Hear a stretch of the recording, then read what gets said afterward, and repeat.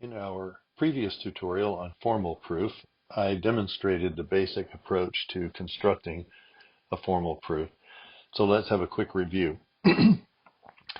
We write the argument that we are proving using the premises on separate lines that are numbered. The conclusion is indicated, as I said before, by this symbol, a slash and 3 dots usually.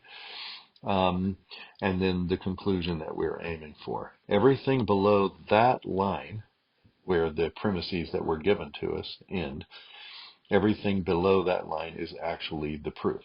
So in this case, what we have on lines 1 and 2 is the argument that we're trying to prove, and on line 3, the proof actually begins, and because it was only one step, it also ends with line 3. When the proof starts, you will see that each line involves deriving something from lines above the current line and then giving the justification, which will be one of our axioms, and then telling the premises, the line numbers to which we applied this axiom by giving the line numbers in the order in which the premises appear in this schema. So let's talk about this example, modus ponens. We applied modus ponens to line 1 because line 1 looks like the first premise of the modus ponens schema. And then line 2, which is the second premise of the modus ponens schema. Now, one point I want to make before we go any further is we typically write the schemas using variables P and Q and so forth. Don't let that confuse you. The P and the Q over here in the schema are not the same P and Q in this argument. In the schema, these are just placeholders, variables, which is one reason why I like to use geometric shapes to indicate the logical form of modus ponens. And in fact, we could actually draw modus ponens with no variables at all if we just drew this form like this and remembered that each of these geometric shapes must contain a well-formed formula.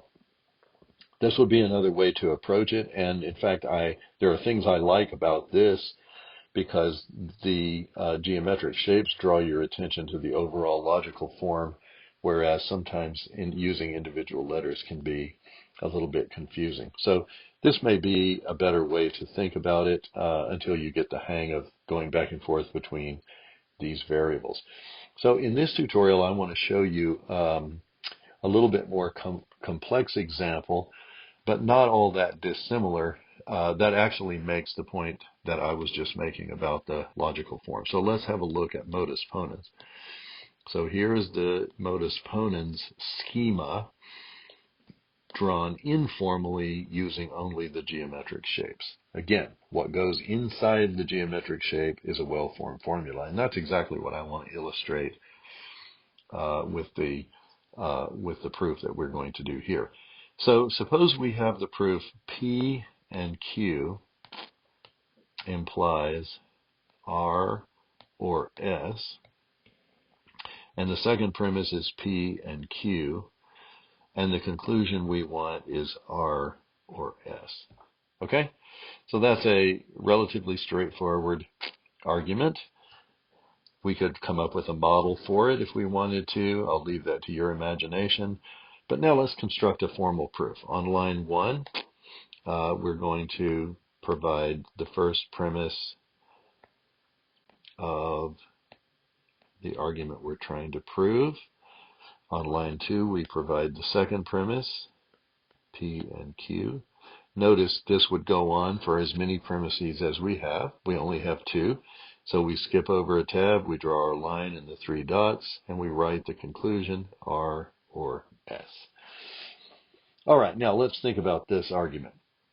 The logical form of this argument overall starts off looking very much like modus ponens. How do I get that?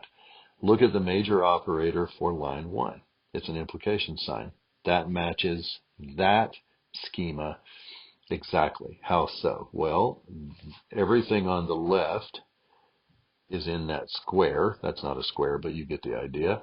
Everything on the right is in a triangle like that. Okay, so in this case, instead of just containing P, as we saw in the previous example, the square, this square here, contains any well-formed formula, and it turns out that P and Q is a well-formed formula, so there's no reason that P and Q can't go in that square.